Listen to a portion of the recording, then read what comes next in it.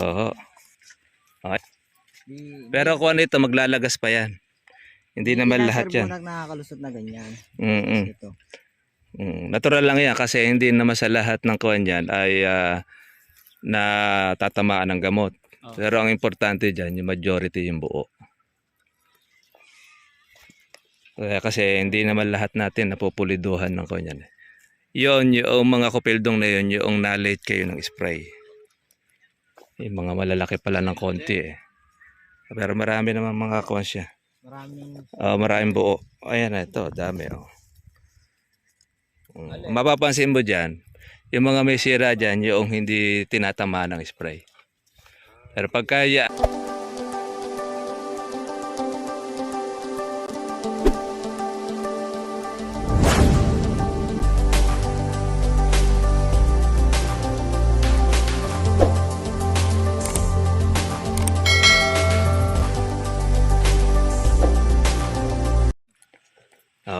oh. Maganda na yung kuha niya. Maganda na yung buo. Pagka ang kalamansi ay wala pong sira, maganda bilog. Ako ngayon pa lang kayo makakatikim ngayon ng harvest nito. Ayan na dami oh. Talaga. Sir, pwede na ho kami mag-adjust sa pagtakal ng gamot o ganun pa? Ako na yan. Weekly na kayo mag-spray. Ganun pa rin no? Dapat na sardines pa rin no? Pwede na kayo tatlo. Tatlo na lang po. Maintenance na lang ninyo yung. Maliban na lamang kung merong magpanibago din bulaklak. Wala pa po. Wala naman eh. Sir Bunag, katulad na rin medyo mura kaya di pa ho lumalabas yung bulaklak. Pero hindi, okay na siya. Yung ganyan ho yung sa kabila sa mga bata. Yung ganyang... Ayan, doon sa may bata, obligadong kung itimplan ninyo, yun din lang kailangan yung spray. Nakapansin ko Sir Bunag sa mga bata. Merong mga kilikili na rito. Yun. So nga lang, inaano ko lang baka... Umpisahan nyo na yun. Umpisahan nyo ng spray yung bata. Kasi ang bata, sayang yan. Dahil marami yan paglabas ng bulaklak. Lahat po yan, spray namin. Sabi ko nga po, pag may natirang kalamansi, doon lang po lumilipad yung... Totoo yun. Lahat yun. Kaya kuhan siya. Pero yung bata, kumbaga sabay na kayo nag-spray pati bata. Kahit wala pang bulaklak. Yung iba meron naman ho yung iba kaso ilan-ilan ho. Ilan lang. Nadamay na rin. Para nga naman wala na lipatan. Medyo tayo. Nilalahat nyo na. Pero dapat hindi pa... mahabol ho yung iba ho, namumulaklak. Pero okay yun, sa bagay. Kasi para maintenance at hindi lipatan din ng mga insekto. Kasi may mga gamot ho natitira pa ho sa drum. Sinasagad ho nito kaysa masayang. Ito na dinadala niya. Ay, may nakakaligo na siguro dyan. Ano? Meron. yung mga kids nyo. Ito yun. Ito yung sa tindi ng init. Nasusunog siya. Kaya kailangan nagkakaroon din tayo ng foliar. Kaya tama lang din po ipagdidilig. Ganyan kasi ang sakit ng kalamansi pagka mainit. Kaya tayo nagpo-foliar para siya ay gumanda ang kuwan ng dahon. Tumatagwa. Tsaka kuwan. Yung para maiwas ang sunog. Yung balat niya. Ay maganda pa at least niya to maganda na ipagkabasa niya. Ayan. Sa taas po kami Sir Bunag. Baba na ang kuwan. Bali halos 1 week para matapos. Ayan. Dahil buko nito. Kapag kasi mga buo mahal mo pagka mirayan, kupildong itsura. Kumpara mo nung una na inalagaan, halos sira. Bunga. Okay. Pero kung ano ito, maglalagas pa yan. Hindi naman lahat yan. Nakakalusot na ganyan. Natural lang yan kasi hindi naman sa lahat ng kuwan yan ay natatamaan ng gamot. Pero ang importante dyan, yung majority yung buo. Kasi hindi naman lahat natin napupuliduhan ng kuwan yan. Yun, yung mga kupildong na yun, yung na-late kayo ng spray. Yung mga malalaki pala ng konti Pero marami naman mga kuwan siya. Maraming buo. Ayan na ito, dami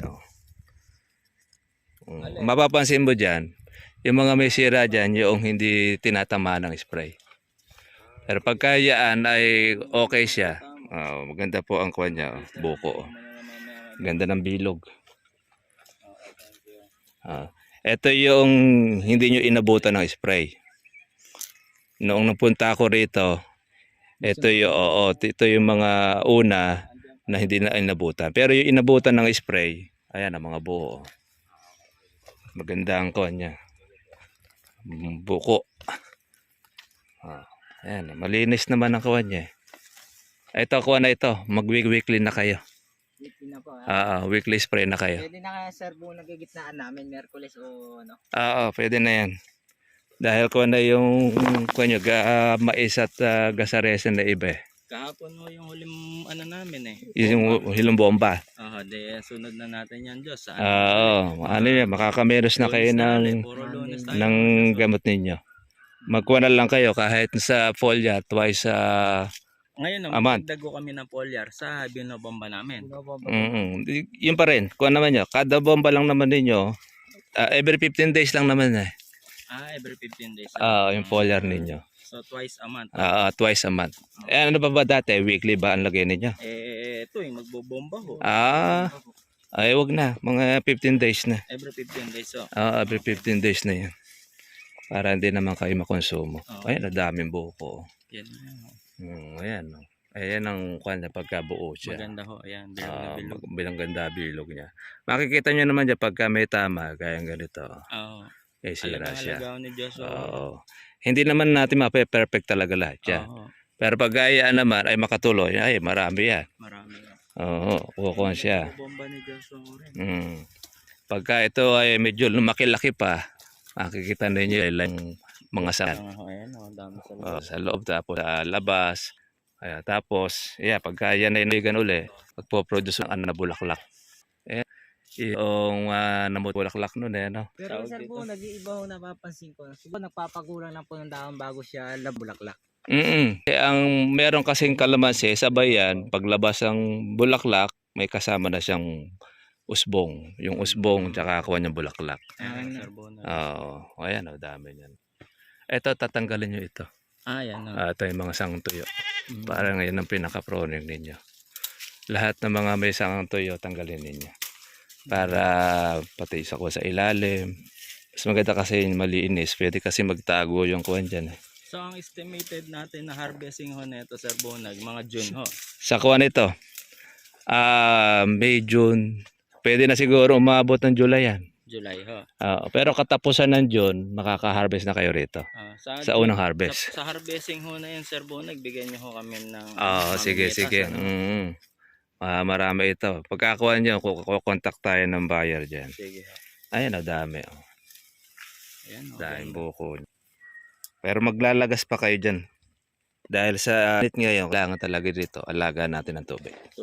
Kaya paglipat nyo doon sa kabila, balik uli kayo ng tubig. Total naman kuha niyan eh.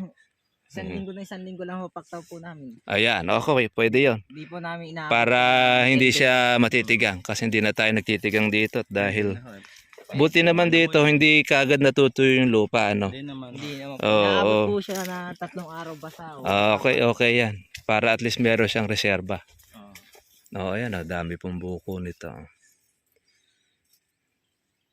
Kung hindi nyo po tama yung gamot nyo rito, yung buko na yan, puro sira na yan. No mga nakakaraan. Tingnan niyo. May halos lahat ng mga dulo ay meron eh. Mga lipas lang po ng ilang mga kuwan. Ito, tanggalin niyo ito, kalamandaring ito. Kaya madali niyo pong makuha niyan. Maago ng kuwan niyan. Na proteina tsaka na sustansya na pataba.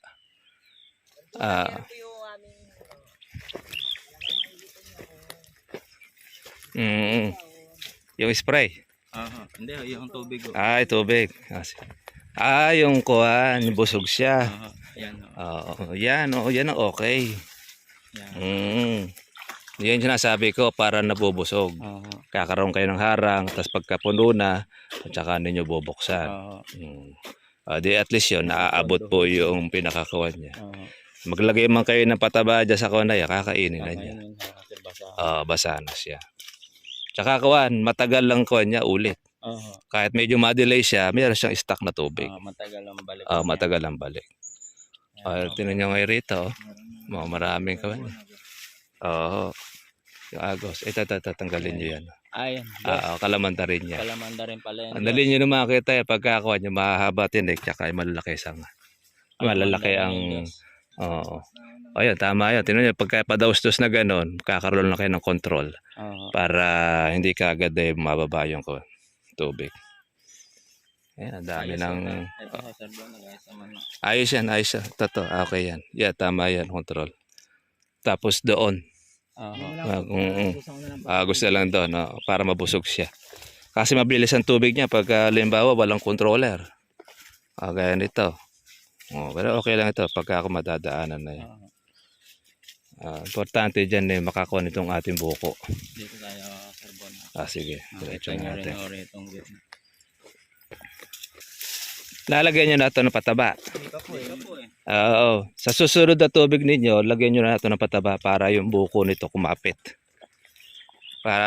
Kasi kailangan nito ng pampakapit. Masupply ng pataba dahil marami. Kasi pagka hindi natin makukuha ito ng pataba, may possible po na malaglag din yan. Ay, ganun. Oo. Kasi ang kalamansi, ang nagpapakapit dyan, yung pataba, polyar. Kaya hindi naman po pwedeng puro polyar ang gagamitin natin. Kailangan natin dyan pagkain sa ilalim. Ganyan po, Sir Bruno. Okay na pong gantong lilinisin pa. Di na. Di na po. Oo. Malinis naman Lalagay nyo lang ng pataba dito. Kasi nadyan yung mga ugat niyan Dito na lang Tapos po, kabila. Sir Bruno, kabila. Oo. Huwag nyo ilalagay rito. Lahat ng nababasa. Para at least nun. Ito dito, pwede yan, sa gilid na yan. Para nun, at least ay masupplyan itong ating buko. Madami Kasi mga garapata. Makakuha nito. Makakalusot pa kayo rito sa presyo niyan. May presyo pa yan. Ay, ganun. May presyo. Ayaw kung bakit may presyo. Mahal ang maintenance niyan. Mahal ang maintenance. Dahil hindi lahat po noong mayroong ganyan ay makakapagpabunga. Lalo na pagka sa patubig. Oo. Diesel. Hirap po ngayon Totoo po yun. Nakala po pa ng gano'n sa gawin niyo. Sa amin kasi mga mga buko na yung bunga, mga gahuli na. Mga nagpapalaki na lang, mga buwan ng Mayo, mapipitas na yung sa amin yung mga nagsipag-alaga. Pero yung mga batch na ganito, walang masyado. Walang marami yan. Kaya ito, may presyo pa ito. Makakatsempo pa tayo dyan. Ayan, okay, tubig na yan. Malakas. Ganyan lang, okay na siya. Basta't makasurvive lang ito. Isang buwan na naman halos yan yan yung doon yung sinisipsip. Okay na yan. Dinamo yan Dinamo. Okay. Kaya naman yan, busog yung kalamansi. Yung kapitbahay ninyo, madilaw na Ala, hindi alam mapag-aalaga. Kaya, Medyo hirap. hirap siya. Ito, ayun niya. Ito yung matatandang puno na Oo, matatanda. Dadagdagan nyo na po ng pataba ito. Diyos, dito dati. Lahat ng mga matatandang puno. Pero marami rin mga buko Tara, Diyos. Diretso na siya. Mapagmerienda muna. Tara, tayo po. Yung- Ito yung bagong tanim. Oo. Marami ito. Pag nagtuloy yan. Ayos. Ito. Kalaman. Ayan. Sa titinan nyo lagi doon sa kanya. Yan, Diyos. Yung kalamanda rin. Nagtanggal ng kalaman. Lagariin mo, kaya itakin. Para mas mabilis pa, itakin mo na lang. Opo. Kasi kami doon, iniitak lang namin pag ako. Sa lagari, minsan natatagal lang kami. Saka mayroon po isutot. May isuot matinik. Sa itak, isang tagpas mo lang, okay na. Ito yung matanda. Eri ho, matatanda. Yan yung dadagdagan nyo na pataba. Diyos, ito dagdagan natin. Kasi Bali, Sir siguro ito, mga 5 dakot ito. Mandakot. Lahat ng mga madidilaw. 5 dakot ay ilagay Ayun, ninyo. Sir Bruno, pag nabasa po yun. Iyon, medyo namamatay na siya. Gawin yung 6, baka sakali. Sayang pa yun magbubunga pa yan. Tara, kuha na. Isang diretso. Ito yung dinamo ninyo na... Hindi ho, ayun. sa bahay. Ayun na. Ay, ito na pala, Diyos Dito na tayo. Ito na naman. Ay, merienda mo. Ang ganda ito. Wala ito isa. Wala ko nilandscape. Parang ko na ito. Mini resort na. Siguro pag lagyan pa kayo ng bubong, maganda na yan. Kahit yung mga bata dyan, makakaligo ng ayos yung kanya, develop. Develop. Importante yan lalo na yan, pagka malalaki na po bunga niya. Oo. Sa gagandang tingnan. Ayan, okay na po yung mga bungat buko na marami na siya at silalaki na po ng kasares at saka gamais. Ayos po, wala namang ganong sira yung akin na inalagaan. Kaya okay po yung po natin. Sige. Ayan, shoutout natin si Mama. First time na pumunta rito.